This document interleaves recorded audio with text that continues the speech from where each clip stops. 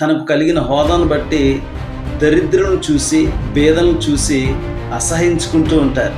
అంత మాత్రమే కాదు కానీ వాళ్ళకి సహాయం చేయకపోగా వాళ్ళు నిందిస్తూ ఉంటారు. హీన స్థితిలో ఉన్నవారిని, దరిద్రపు స్థితిలో ఉన్నవారిని, ఆకలి కొని వారిని, భిక్షాటన చేసిన వాళ్ళని చూసి విషయం నీకు తెలుసా, దరిద్రులను బాధ పెట్టువాడు యెహోవాను నిందించుచున్నాడని, బీదలను కనికరించువాడు యెహోవాను కనపరుచుచున్నాడు. నువ్వు దేవుని కనపరిచిన వ్యక్తివైతే, దేవుని గనక మహిమపరిచిన వ్యక్తివైతే బీదలను చూసి కనికరించడం నేర్చుకో.